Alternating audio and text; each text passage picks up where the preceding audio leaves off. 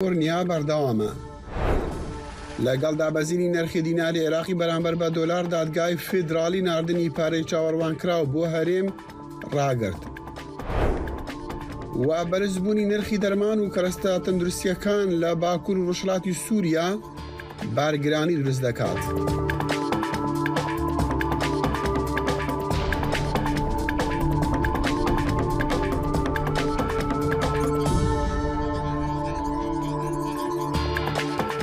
ئەم کاتتان شاد و خۆشاتنەوە بەرنامەی کورد کۆنەکشن لە دەنگی ئەمریکا لە واشنگتن ئێستا کاتژمێر 7 بەیانی ڕۆژی پێنجشەممەیە.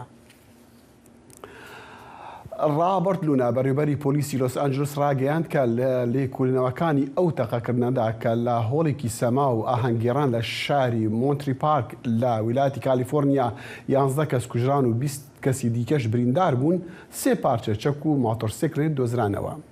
تەقەکردنەکە لە هۆڵی سەمای ستار باڵروم ڕۆژی شەممە تەنها کاتژمێرێک بوو دوای ئەوەی کە دەیان هەزار کەس بەشداریان لە ئاهەنگەکانی لوناری سەری ساڵی نوێی ئاسیەکان کرد کە لە شارەکەدا. شێف لونا شەوی چوارشەممە لە کۆنگرەیەکی ڕۆژنامەنووسیدا قسەی کرد لە کاتێکدا ئەوەی نەی 3 پارچە چەک نمایش کرا دەسەڵاتداران ڕایانگاندووە کە کانتران تەمەن 72 ساڵی تەقەکردنەوەی بە چەکێکی نیمچە ئۆتۆماتیک لە شێوەی دەمانجەیەک ئەنجامدا بوو. دەسەڵاتداران ڕایانگاند کە ڕۆژی یەکشەمە تران بە مردووی بەهۆی تەقەیەکی ناو ئۆتۆمبیلەکەیدا و دەمانجەیەکی لەدەستدا بوو دۆزرایەوە. 2 ڕۆژ دوای ئەو کۆمکوژیە لە هێرشێکی تری هەمان شێوەدا لە کالیفۆرنیا زیاتر لە 4 کەس کوژران. لە کاتێکدا خەڵکی کالیفۆرنیا مامەڵە لەگەڵ دوو ئەو تەقەکردن و کوشتنی بە کۆمەڵدا دەکەن، سەرۆک جو بایدن پشتگیری لە ڕێو شوێنی کۆنتڕۆلکردنی چەک دەکاتن کە لەلایەن سیناتۆری دیموکراتی کالیفۆرنیا دایان فاینشتاینەوە خراوتەوە پێش کۆنگرس بۆ نوێکردنەوەی قەدەغەکردنی چەکی هێرشکردن کە لە ساڵی 1994دا پێشنیاز کرابوو. بەڵام بەهۆی ئەوەی کە کۆماریەکان ئێستا ئەنجومەنی نوێنەران کۆنتڕۆلیان کردووە و دادگای باڵاش زۆر مەیلی پارێزیارانە، دوا ڕۆژی یاسایەک بۆ کۆنتڕۆلکردنی زیاتری چەک لە ئەمریکا ڕووناک نییە. بە 2 ڕۆژ دوای ئەوەی پیاوێکی چەکدار بەلای کەم 11 کەسی لە شاری مۆنتری پارک لە کالیفۆرنیا کوشت، لەو شاری کۆمەڵگەی ئەمریکایە باڕەچەڵک ئاسیایەکان ئاهەنگی ساڵی نوێی مانگیان دەگێڕا لە 2 ڕووداوی تەقەکردن لە 2 شوێن لە هاف مون بەی هەر لە کالیفۆرنیا بەلای کەم 7 کەس گیانیان لەدەستدا. ئێمە سەبارەت بەو مەسەلانە ڕژ بووین و لەو بارەیەشەوە پێشوایی وڵاتمان کرد وە قەدەغکردنی چەکی هێرشکردن و هەروەها ئەو چەکانەشی کە مەخزنەکانیان گولەی زۆرەگەن، هەروەها لێکۆڵینەوەمان لەسەر ئەوانەی تەقەمەنی دەکڕن سەپاند و چاوەڕوانی یاسە سوورەکانمان دەکرد. ئەوانەی چەک لەدەستی ئەو کەسانەدا ناهێڵێت کە بۆ خۆیان و هاوڵاتیان مەترسیدان، ئەوەش بەبەستی پاراستنی ژیانی مرۆڤەکانە، بەڵام حکوومەتی فیدرالی هیچی لەو بارەیەوە ئەنجام نەداوە.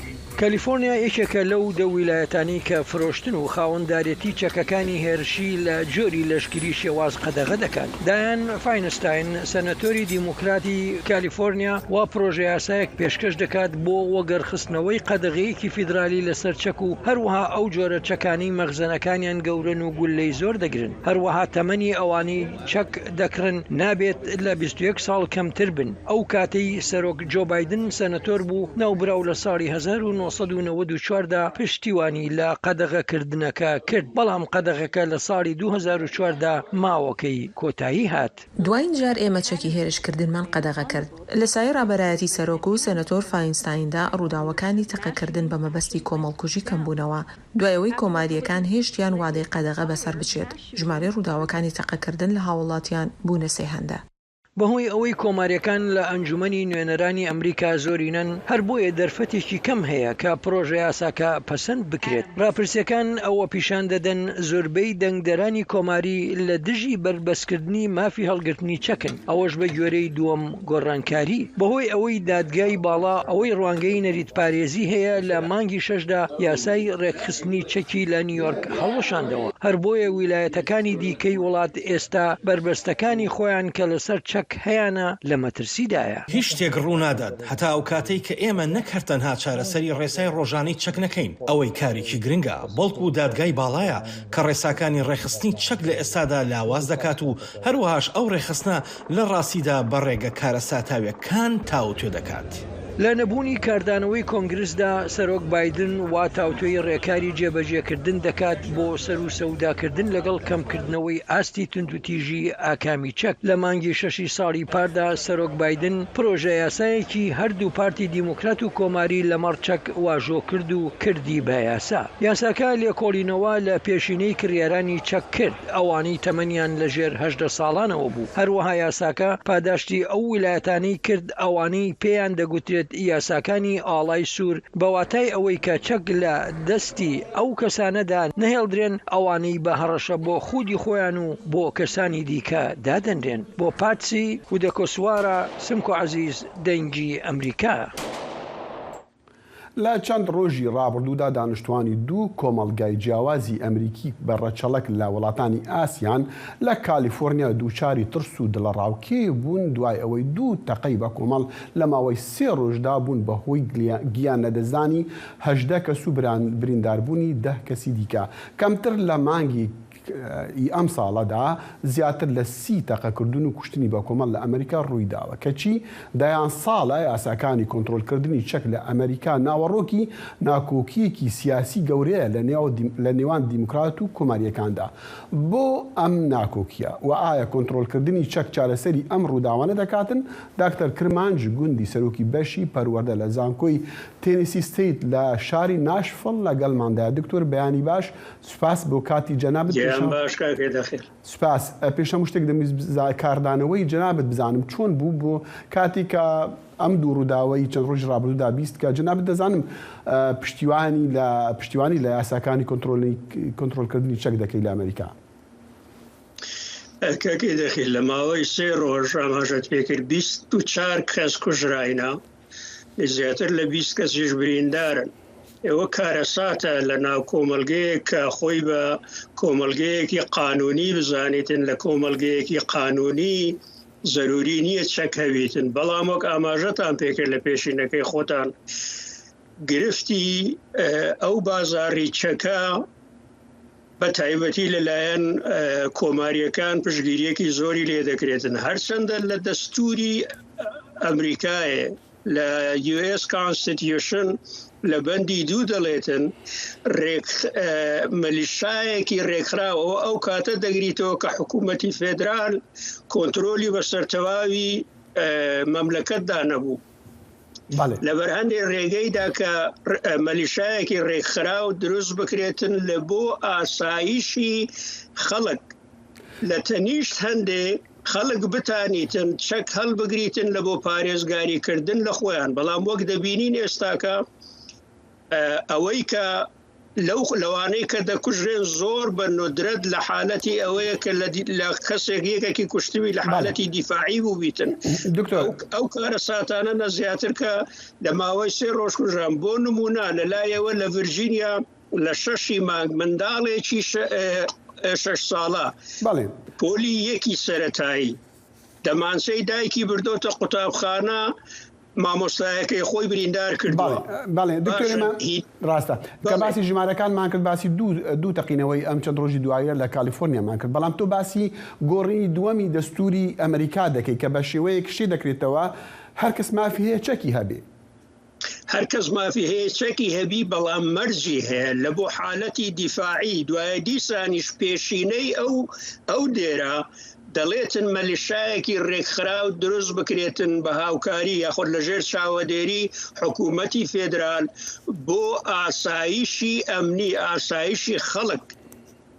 لەوێ ڕادێتن دەڵێتن کەس خەڵک مافی هەیە لە بۆ پارێزگاریکردن لە خۆیان چەک هەڵگرن. لە حالەتێکەمە دەبینین ئەو سنوورە، ئەو مەرجە ترازایە ژێرپێخرایە لەگەڵ هەندێک ساڵ نییە بە چەندان تاوانی ئەوە کارەساتبار لە ئەمریکای ئەنجام نەدرێتن. و هەر جارێکیش کە کارەساتێکی ئەوها ڕوودەدا یەکێک دێتە دەرێب ئاماژەتان بە سەنەتۆر دایان کرد کە جارێکی دیکە دەیەوێتن لایحەیەکی دیکە باوێتەوە پێش کۆنگرێس کە کۆنتترۆلی چەک بکاتن. پێم وایە نە کۆماریەکان نە دیموکراتەکان ڕاست ناکەن لەبارەی ئەوەی کە هەولێکی جددی بدەن لە بۆ پارێزگاریکردنی خەڵکانی بێتاوان و قەناغە بکەنەوە تا هەفتەی ڕابردوو کاکە دەخیل لە کەنەدا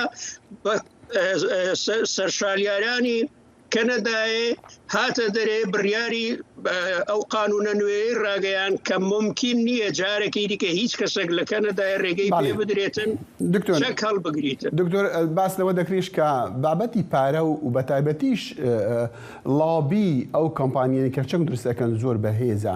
بەڵام دکتۆر کرمەش دەویست لە جنابەت بزانێت وەکو مامۆستای زانکۆشی یعنی هۆیەکانی ئەم ڕووداوان ناخۆشانە چین؟ زیاتر چەک و کۆنتترۆلکردنی چەکە یان مانتڵیتی ئەو خەڵکانەیە کە چەکێک هەڵەگرێ و دەشتە جادەیان شوێنی کە خەڵک بکوژێ؟ ئاسانکاریە لە بەدەستێنانی چەکە مەسلەی ئەوەی کە دەڵێن ئەوانەی کە ئەو جۆرە کارە ساتانە دەکەن نەخۆشی دەرونیان هەیە باشە خۆ ئەوەی ئەمریکا تەنیا وڵات نییە کە نەخۆشی خەڵکانێکی تێدابی نەخۆشی دەرونیان هەبیتن لە هەموو دنیای هەنە بەڵام لە وەختە خەڵک دەستی بە چەک ڕانەگاتن ئەو هەموو تاوانە ڕووناداتن کابرایەکی دەروون نەخۆش شەڕ دەکاتن لەوانەیە چەند بۆکسێک بووە شوێنتن یا چەقوو بێتن کە ڕێژەی کوشتاری ئەوەی کە لە ئەمریکایە دەکرێتن وەکو وڵاتانەی دیکەی پێشکەوتوو دێدێتن کە بە ندرەت خەڵک گوێی لێ دەبیتن کارە ساتێکی ئەوە ڕوو بداتن. بەڵام شتێکەیە کاکە دەخیل لێرانە لە سیستەمی سەرمایەداری قانونی سیستەمی کۆمەڵایەتی سیاسی کۆمەڵایەتی قانونی زۆر لاوازە لە ئەمریکای سەرمایە دروستکردنە. لەو حالەتە لە بەرامبەر سەرمایە دروستکردن ژیانی مرۆڤ کەمترین ئەرزشی هەیەدەنا لە وەختێک وڵاتێکی قانونی بیتن وەکو ئەمریکای بۆ دەبێتن NRA. دکتۆر ئەو هەموو دەسەڵاتەی هەبیتن لە بەرامبەر کۆنگرێز لە بەرامبەر قانونی دیکە لە بەرامبەر بێزاری خەڵک بتانیتن بەردەوام ئەو بازاڕە بپارێزیتن. باڵێ دکتۆر هیوا هەیە کە لە کاتێکا کە ئەنجومەنی نوێنەران زۆرینەی کۆماریەکان ئێستا کارێک بگری دوای ئەو ڕووداوە ناخۆشانە کە دەمیرێ لە ئەمریکادا بۆ بابەتی ڕێخستنی و ڕاسای چەک؟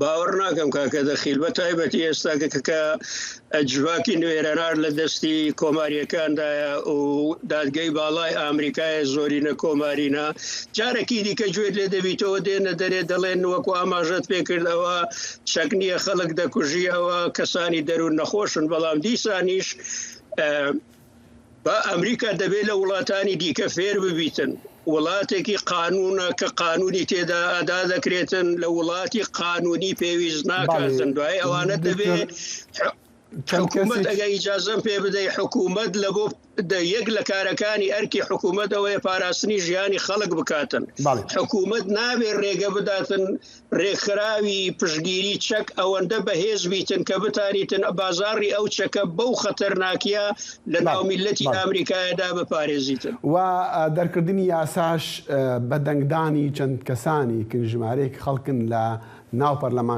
پەرلەمانەکاندا و لە ئەمریکا لە ناو کۆنگرستا کە دەنگی بدەن هەڵبەتە یاساکەش بۆ دیتن. داکتەر کرماج گوندی سەرۆکی بەشی پەروەردە لە زانکۆی تێنیسی ستیت لە ناشڤیل زۆر سوپاس. سەرسەرێمن کاکێ هەر ساغبی بژیت. دەنگی ئەمریکا سەرچاوەی متمانە پێکراوی هەواڵ و زانیاری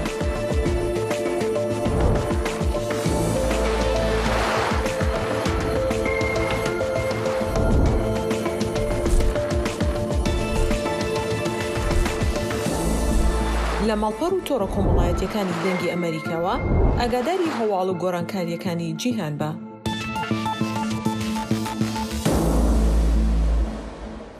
دوێنێ چوارشەمە سەدان وڵاتی عێراقی لە بەردەم بانکی ناوەندی بەغا کۆبوونەوە و ناڕەزایەتیان دەربڕی دوای دابەزینی نرخی دیناری عێراقی بەرامبەر بە دۆلاری ئەمریکی. نرخی فەرمی ئاڵوگۆڕی دراو لەلایەن حکوومەتەوە دیاری کراوە و $1 ئەمریکی بە 1470 دیناری عێراقیە، بەڵام لە ناوەڕاستی مانگی تشرینی دووەمەوە بەهای دراو لە بازارە نافەرمیەکاندا ناسەقامگیرە. نرخی دینار بەرامبەر بە $1 ئەمریکی بە 1600 دینار دوێنێ مامەڵە پێکرا. ئەمەش دابەزینێکی گەورەیە و تووڕەیی لای ئەو عێراقیانەی لێکەوتووە کە توانای کڕینیان بە شێوەیەکی بەرچاو دابەزیوە. لەناو ئەو جەماوەرە خۆپیشاندەرانەی بەغدادا ئاڵا و دوشمی $، دابەزێنە هەڵدرابوو. ناجێگری نرخی $، بەرامبەر بە دیناری عێراقی کاریگەری لە کەرتی خانوبەرە و پێشانگاکانی کڕین و فرۆتنی ئۆتۆمبیلەوە کردووە. پەیامەری دەنگی ئەمریکا ئەحمەد زێباری ئەم ڕاپۆرتە لە هەولێری ناردووە.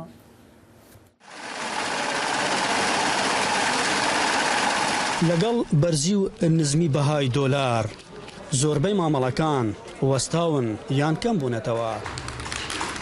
ئەحمەد خاوەن نووسینگەیەکی خانوبەرەیە. باسی کاریگەریەکانی نرخی $، بەسەر مامەڵەی خانوبەرەوە دەکات.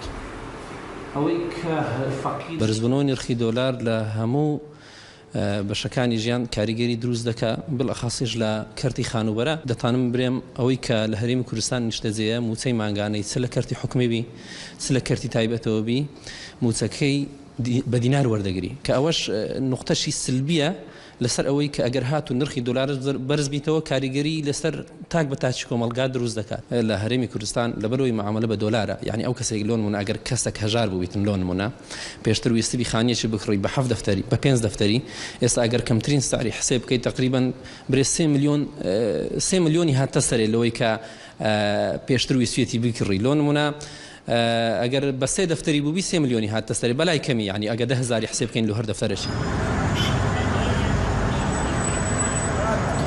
بەرزی و نزمی بەهای $، و ناجێگیریەکەی بێبازاریەکی زۆری بۆ خاوەن کۆمپانیا و بازرگانان و خەڵکی بەگشتی دروست کردووە.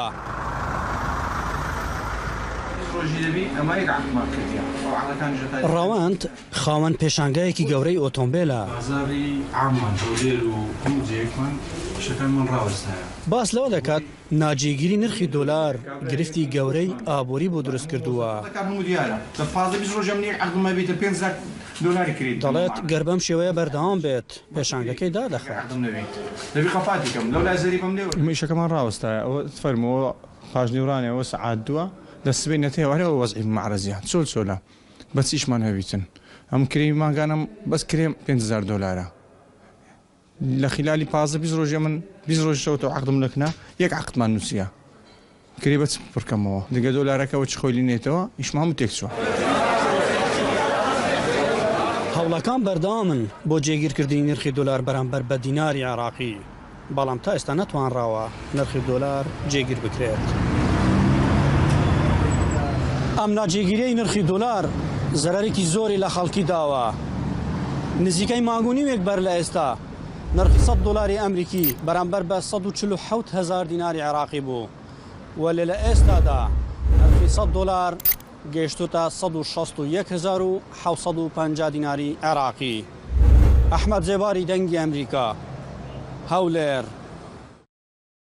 هەر لەم کاتەدا دوێنێ چوارشەمە دادگای باڵای فدرالی عێراق بڕیاری ئەنجومەنی وەزیران بۆ ناردنی 400 میلیارد دینار بۆ هەرێمی کوردستان هەڵوەشاندەوە و کاربەدەستانی هەرێمی کوردستان دەڵێن ڕێکەوتنی پێکهێنانی کابینەی نوێی حکوومەتی عێراق تەکید لەسەر ئەوە دەکاتن کە موچە و بودجەی هەرێم لە ململانی سیاسیەکان دوور بخرێتەوە. لە ناوەڕاستی مانگی ڕابردوودا ئەنجومەنی وەزیران ڕەزامەندی پیشاندا لەسەر ناردنی 400 میلیارد دینار بۆ هەرێمی کوردستان بۆ موچەی مانگی 11 و 12 فەرمانبەران، بەڵام تا ئێستا پارەکە لەلایەن وەزارەتی دارایی عێراقەوە ڕەوانە نەکراوە. وەک کاردانەوەش خەڵکی ناوشەقام و کاربەدەستانی هەرێمی کوردستان ڕێزاییان بەرامبەر بە بڕیارەکەی دادگای فدرالی دەبڕن. لا وتیوێژێکی دا بۆ دەنگی ئەمریکا سەرکردەیەکی دەوڵەتی یاسا سعید مطەڵبی دەڵێتن کە دەبێ هەرێمی کوردستانیش پابەند بێت بە دەستوری وڵات. المحكمة الاتحادية لها رأي دستوري. بڕیارەکانی دادگای فیدراڵی عێراق تەواو دەستورین. برایانمان لە حیزبە کوردیەکان ڕەنگە داواکاریەکانیان نادەستوری بێت.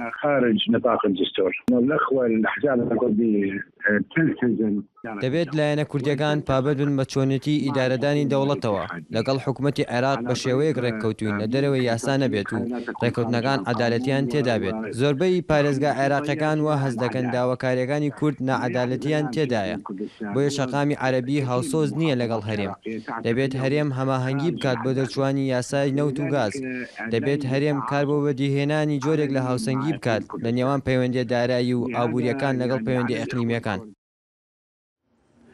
لە 24 کاتژمێری ڕابردوودا دوا بە دوای بڕیاری دادگای فیدراڵی عێراق کاردانەوە لە هەرێمی کوردستان چۆن بووە؟ دڵشاد ئەنوەر پەیامنەری دەنگی ئەمریکا لە کەرکووک لەگەڵماندا. کاک دڵشاد، خەڵک چی دەڵێ لە ناو جادا بۆ بڕیارەکەی دادگا؟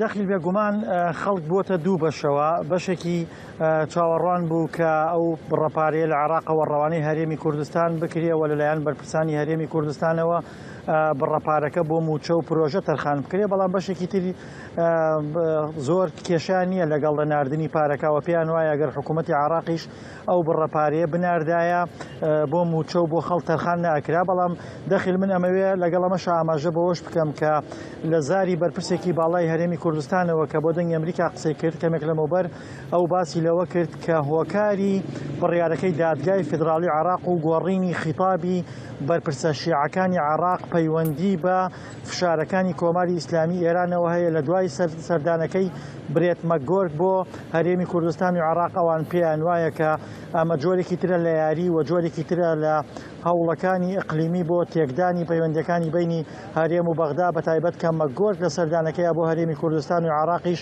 هانی بەرپرسانی هەرێم و عێراقشی دابوو بۆ ڕێکەوتن و لێک نزیک بوونەوە و وەلانانی ناکۆکیەکانی نێوانیان.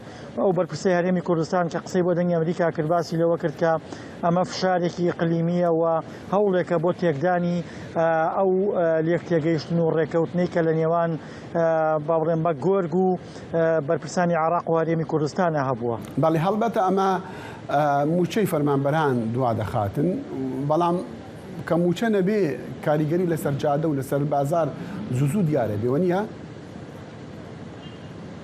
بێگومان دەخیل موچە نەبێت کاریگەری لەسەر بازار، لەسەر نرخ، لەسەر جوڵەی بازرگانی، لەسەر هەموویە بێت. بەڵام گرفتەکە لەوەدایە ئەو بڕەپارەیە لە دەمێکە لە عێراقەوە ڕاگیراوە. ئێستا موچەی فەرمانبەرانی هەرێمی کوردستان پشت بە داهاتی نەوتی هەرێمی کوردستان و پشت بە داهاتی نانەوتیە بەسرێ. بەڵام ئەمە ئاماژە بۆش بکەم کە بەهۆی فشارەکانی دادگای فیدراڵیەوە بۆ سەر کۆمپانیە نەوتیەکان ئێستا هەرێمی کوردستان $20 کەمتر لە سعری لە نرخی جیهانی نەوتە فرۆشیە و بە پێی قسەی بەرپرسانی هەرێمی کوردستان کۆمپانیا نەوتیەکان ئەمەیان کردوتە بیان و فشارەکانی حکوومەتی ناوەندی و محکەمەی اتحادیان کردوتە بیان و بە کەمتر نەوتی هەرێمی کوردستان لە بازاڕەکان لە ساغەکەنەوە. ئەمەش گرفتێکی ترێکە بۆ هەرێمی کوردستان سەری هەڵداوە. دڵشاد ئەنوەر پەیامنەری دەنگی ئەمریکا لە کەرکووک لەگەڵمان بوو. زۆر سپاس. بۆ شیکردنەوەی تێگەشتنی لایەنی کوردی و دەسەڵاتدارانی هەرێمی کوردستان بۆ بڕیاری دوێنێی دادگای باڵای فیدراڵی کە بڕیاری ئەنجومەنی وەزیرانی عێراق بۆ ناردنی 400 ملیارد دینار بۆ هەرێمی کوردستان هەڵوەشاندەوە، میوانداری برێز ئازاد جوندیانی ڕاوێژکاری مەسعود بارزانی سەرۆکی پارتی دیموکراتی کوردستان دەکەین. پسمام ڕۆژ باش دەمەکە مەتونە دیتی ئەسکێف خۆشم جارەکە دیێستا دەبینم. کاک ئازاد زۆر سپاس تەنگێتە دێ لێ قودبی کەیف خۆشم جارەکە دیمە تو دیتی پسمام. باشە بڕیاری کەیف خۆشم سپاس. بڕیاری دادگا بۆ چۆنی لایەنێکی سیاسی نییە کە لە هەرێمی کوردستان وەک هەڵوێستێکی سیاسی دژمنکارانە دەناسێنن. دوو ئەندامی دادگاش کوردن و ڕەزامەندیان لەسەر بڕیارەکەیان داوە. وەڵامی جەنابتان؟ لە ڕاستیدا من پرسیارەکە تێنەگەیشتم، بەس باسی دوو دادوەرەکەم کاک ئازاد مەبەستم ئەوەیە وەڵامی جەنابتان بۆ بڕیاری دادگای فیدراڵی عێراقی دوێنێ. لەڕاستیدا دادگای فدرالی ئەوەی ناوی فدرالی عێراقا من یاساناس نیم بەڵام هەموو ئەو یاساناسانی من ئاگام لێ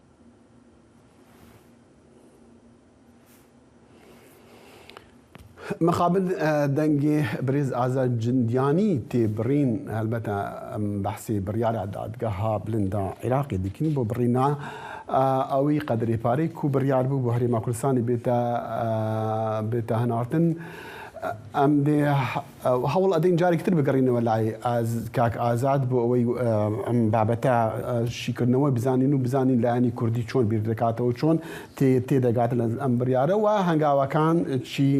هەنگاوەکان چی دەبتن دیارە کاک ئازاد گەڕایەوە کاک ئازاد فەرموو ئەگەر بە کورتی وەڵامی پرسیاریەکەمان بدەیت چونکە دیارە دەنگەکەت دەبڕێ.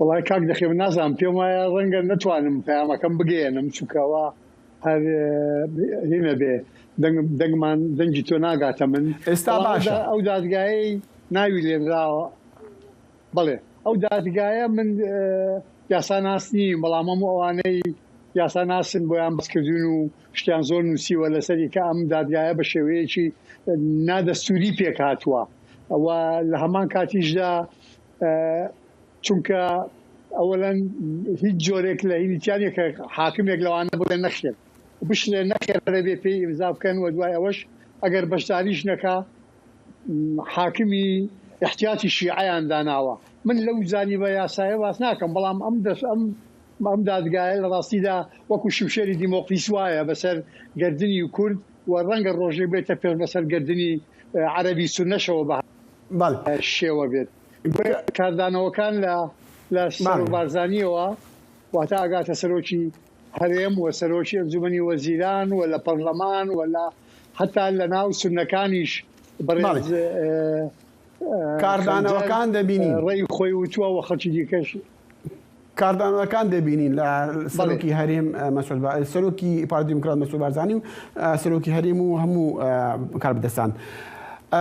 کاک ئازاد بڕیاری دادگاکە لە پێش دەستمانە دەبینین باسی شتێکی دیاری کراو دەکات ئەویش بابەتی نەوتە و دەڵێ دەبێ هەرێم پابند بێ بە بڕیارەکانی ئەنجومەنی وەزیران بە دەستوری عێراقی ئەویش ئەوەیە کە ئەو نەوتە کە دەیفرۆشن لە هەرێما بەڕێگای سۆم و بەشێک بفرۆشتێ و داهاتەکەی بە پارچە پارچە جۆم لێتە بێت بە داوای لێبوردنەوە کاک ئازاد گیان دیارە ناتوانین وتوێژەکە هیوادارین بتوانین لە کاتێکی دیکە وتوێژەکەمان بکەین بەڕاستی فرسەتێک بوو کە لەگەڵ ژنان قسە بکەین بەڵام بەداخەوە کێشەی تەکنیکی لە بەردەمانە هەموو جاری دەبن. زۆر سوپاس ئازاد جندیانی ڕاوێژکاری مەسعود بارزانی سەرۆکی پارتی دیموکرات کوردستان لەگەڵمان بوو بەداخەوە پەیوەندەکەی باش نەبوو هیوادارم بتوانین لە داهاتوودا بتوانین ئەم بابەتە زیاتر پێداچوونەوەی لەسرا بکەین. دەنگێ ئەمریکا جافکانیەکە پێباوەریان و چاو ئاگاهیان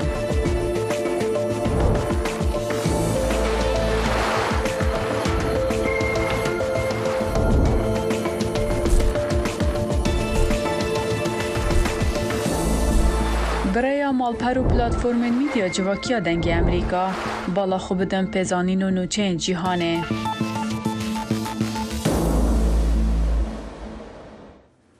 ئیرۆ پێنجشەمبێ هێزین سووریا دموکرات هەسەدی داخوایانیەک نویسکیدا ڕاگەهاند و هێزین هەفبەشین وان ئۆپراسیۆنا تۆڵهەڵدانا شەهیدên ڕەقایە بە پشتەگیریە فڕۆکن کوالسیۆنا نفنەتەوەی 68 چەکدارین شانەیین ڕازایین داعشی گرتنە دنافواندا ڕێبەرێکی ڕێخستنا تیرۆریستی لە ڕەقایە هاتیە گرتن. زانە عومەر پەیامێری دەنگی ئەمریکا لە قامش لە بمەڕێ زانە دەم باش ئەف چ پەیامە چ تشتێتی لەجەمتە هەیە؟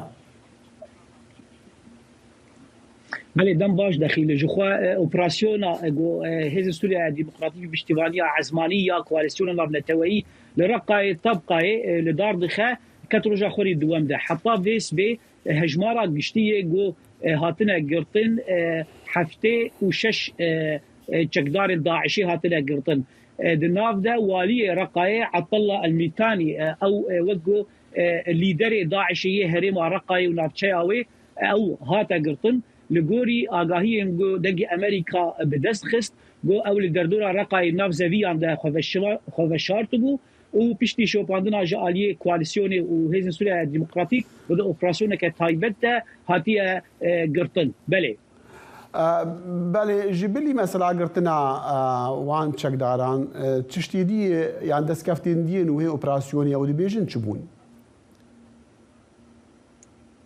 بله داخل جخوا گرینگیا گرتنا والی رقای لگوری هیزن سوریا دموکراتیک لگوری شوپینران لگوری گوته شوپاندن اوه گو و تگهشتنه که برفره جبو کوالسیون جی هم جی جبو هیزن سوریا دموکراتیک چه دکش برگو اف کسی گو هاتیه گرتن دکاری بو اوی ریوبرنا تورن دراوی داعش شانه داعش دکرد لباکور رجلات سوریه هر وها تگهشتنه که برفره تر جبو تکتیک و استراتیجیک داعش بردوام بخستنا تروریست وان تکتیک خود گوهرینه به گرتنا وی لیدری دوی دماهان که دا ایدی و برفره تگهشتنه که چه بکه کاچاوا شانه داعش تفدگرن چه آرمان جنوان دمان اویده هلبت و داعش برتکه بده هولن ایریشان هاتنه چکرین لدورا دیرا زوری وک پرتکین داعش لسر و حمله هسد الرقای او لديرا زوري همجي لباشوري حسكي نها ايريشان بيكتينا گرنگیه که دنیا و اپراسیونی بتایبتی او لکرنا رقایه بتایبتی لدردورا گرتیگاه ناوندی رقایه و بحزاران گرتین داعش لی گرتینه جبرگو یکش آرمانجن سرکین داعش شانه داعش بتایبتی الهریما فراتی ایریشا گرتیگاه رقایه آنا وندی گو دجاران هول دا ایریشوی بکه او ایریشانا ریل برهاد گرتن و تیک چون نها بوان اپراسیونان او لکرن از گرتیگه گو داعش لی لهریما فراتب لکوبانه لآلیه رقای آسیتر دبه و ایدی بیتر آلیکاریا هیزن او لکاری دیکه گو کنترول بکن بله زانا عمر بأمري دنجي أمريكا اللقاء مشنو بمرة بوغل كسباس لاستقبالنا شطرنجي يا إيراني بيشتيكو بحجاب بجداري بيشبركيا شطرنجي بوي وهاتي هايدار كرنكو فنقر ولاتي خوا والإسبانيا أكن جيبو يدوه چارشنبه لمدريدي بسرك وزيري إسبانيا بيدرو سانشيز را جيفيابو سارة سعادت خدام الشريعة 25 سالي كو بالناوي سارة خدام تيناس كرند دسبيكا مها چليابو ريدا پنابر اسپانیا و بجداری ده قهرمانیا شطرنجی جیهانی دا کرو لداویا قانونی کو لالماتیا کازاخستانی هاتبور لدارخستن بی حجاب او بجداری و پیش برکی بو کو لگورا قانون اسلامی او قانون اسلامی بجهنا اینابون بجداری ده قهرمانی دا کر شانچیز لسر حساب خویا تویتر پشتی میوانداریا خدام یا فرمی لکوشکا سلوکاتی پیام مکشان دو گوت از ایرو چقاسی جنکی کو الهام ددمن فیر بوما وی گوت جی از همو پشتگیری خوا ددم ورز جوان جن نمونه وجی جبو جهانک چیتر دبا آلیکار ام روبكن تركيا ودادقها دستوريا تركيا داخوازا رايا دارن هدبي جبو باش خستنا بريارا قرتنا بارتيا وان ردكر ايوب دمير بامي دنجي امريكا لانكرينها بمرايا ايوب او بريار شاوا دركت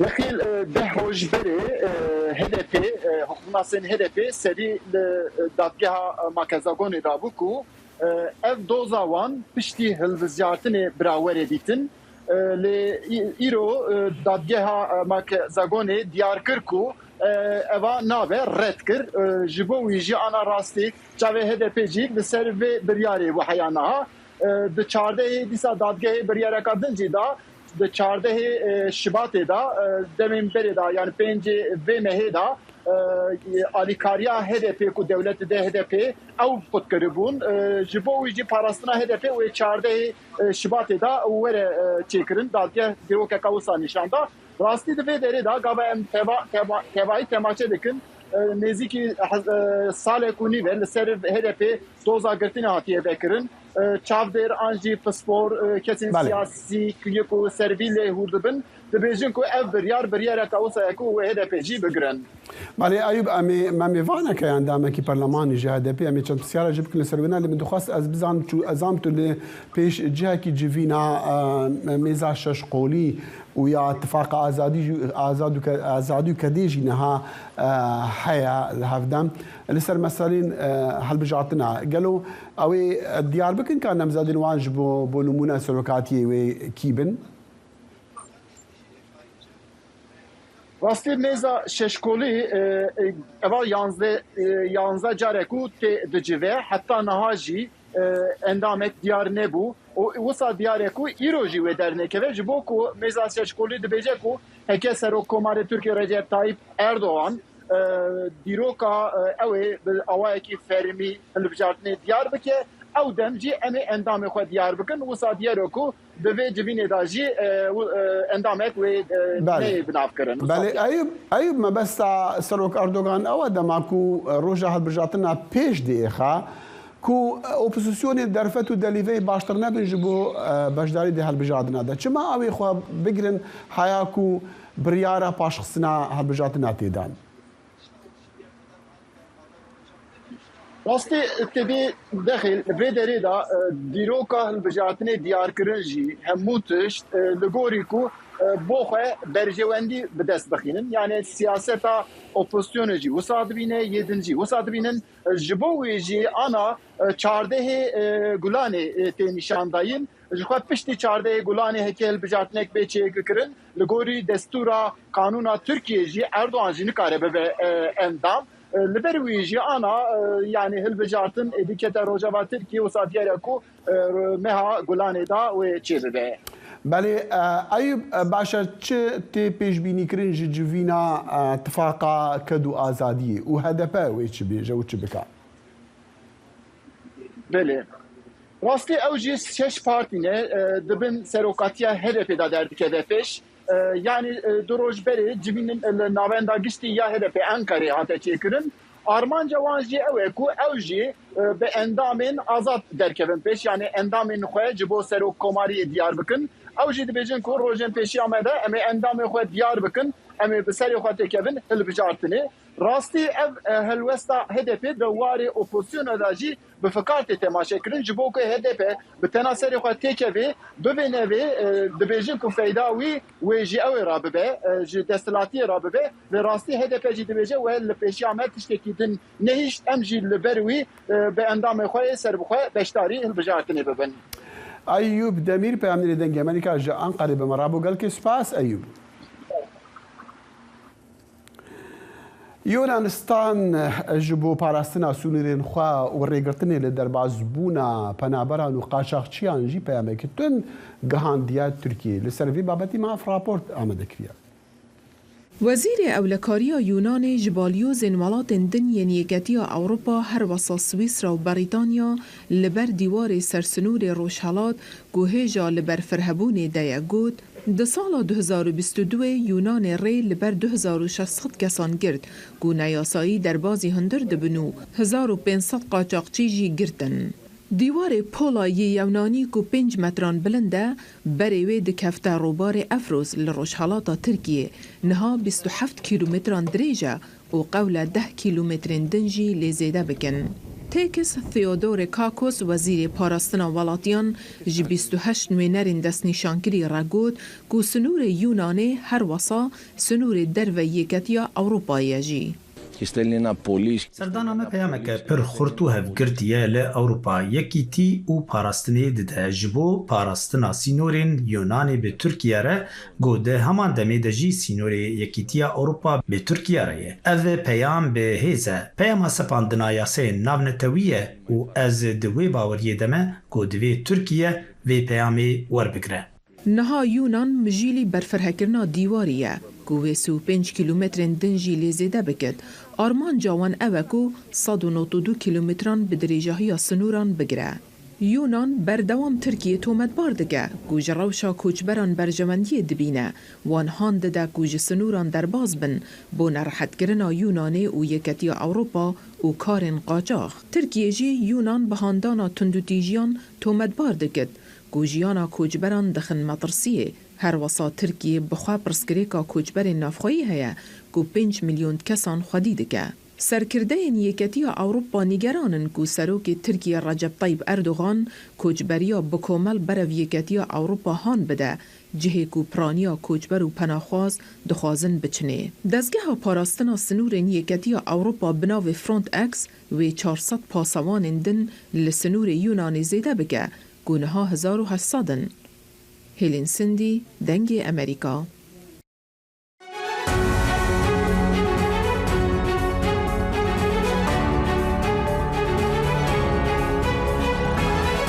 واشنطن بەنامەیەکی هەفتانەیە لە بەشی کوردی دەنگی ئەمریکاوە ئامادە و پێشکەش دەکرێت. من بەڵێن ساڵح هەموو ڕۆژانێکی هەینی لەگەڵ پسپۆڕاندا تاوتوێی گەرموگورترین بابەتی ڕۆژ دەکەین لە پەیوەندی بە سیاسەتی دەرەوەی ئەمریکاوە. لەگەڵمان بن.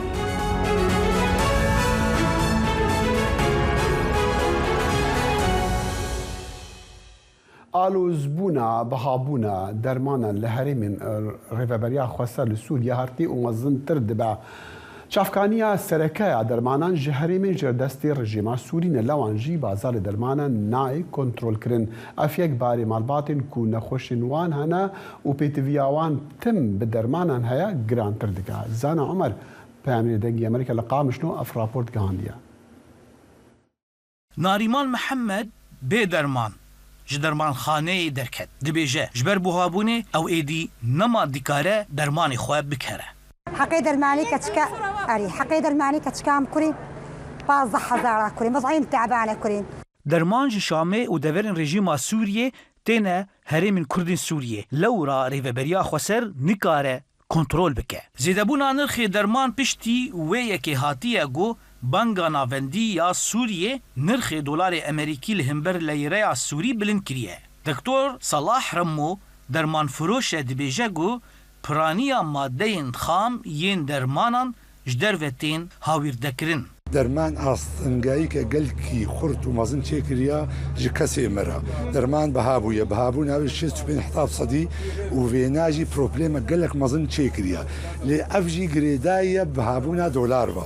Di Benga Merkezî de dolar berê ji kargeha re 10,000 حساب كرن إيرو خصنا شارونيف ودرماني ما تبش درفتي. نشتجهن قامشلوي ديار دكينجو دوي روشا آبوري يا خراب ده كارين انوان نلگوری بوهابونا نرخ درمانن. جابر چولو مهانه 5,000 لیرین سوری درمانان جبو باوی خود کره. دبیجه گو پشتی وی بوهابونه و روشاوی پر آلوز ببه. که باویمه درمانوی هنه اساسیات یعنی سکری ضغط ایدل برای مثلا سارا وینا ما 5 تشكي دبر ايه 80 دبر انا بوي دبر يعني تدرس صيدليه بصد صدي هاتيسر يعني سوريا حكومتها رجيمي هاتيسر لغوري ليستيا نو يا نرخ درمانان رجايا بلندبونه جسي هو 5 دسبيديكه و دغهجه صد جصدي جبو هنجورين دن جدسبيكا كريزا سوريا و نرخ درمانان 28 جاران بلندبويه لغوري چافديران او يك بارين نخوشان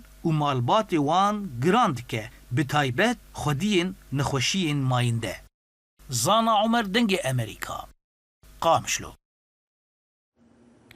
كردك لباجار موصلي توتنا كردستان دفرش و هيفي ديكاكو كردن مشتجي ين موصلي دي سانجارك دي وغرنا باجار خا كاو عمر بامري دنگ امريكا لدكانا وي توتن فروشيبو وافرابورت جمره هنارتيا. Ev bazarê Babiltopa li Mosula kevin yekem dukana tûdnê hatiye vekirin ji layê Şakirê Mizîrî ve dehan corên tûdna Kurdistanê nimayîş kirîne û bihayên cêwaz ji 10,000 dînaran dest pê dike bo her kîloyekê û heta digehîte 80,000 dînarên Iraqî. Berê dikandar tûtin çî gelebin mişe bin nuka kes nemaye.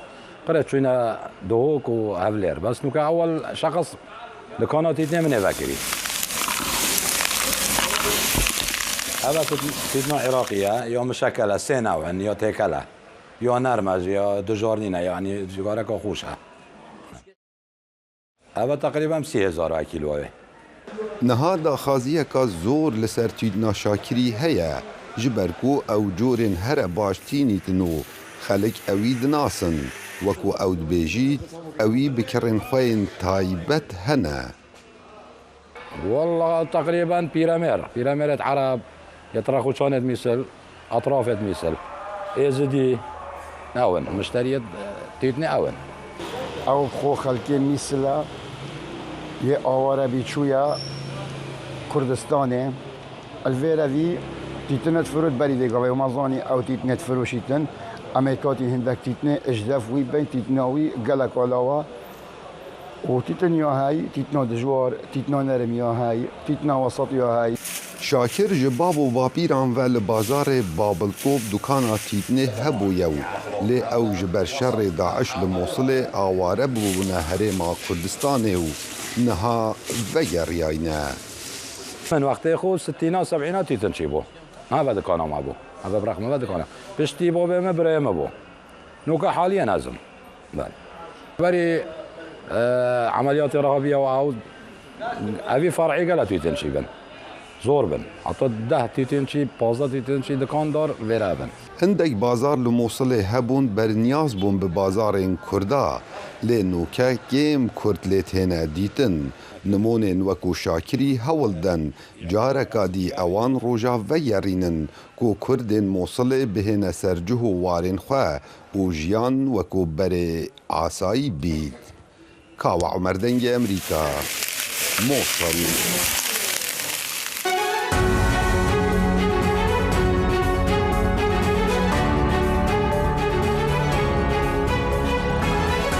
واشنطن بەنامەیەکی هەفتانەیە لە بەشی کوردی دەنگی ئەمریکاوە ئامادە و پێشکەش دەکرێت. من بەڵێن ساڵح هەموو ڕۆژانێکی هەینی لەگەڵ پسپۆڕاندا تاوتوێی گەرموگورترین بابەتی ڕۆژ دەکەین لە پەیوەندی بە سیاسەتی دەرەوەی ئەمریکاوە. لەگەڵمان بن.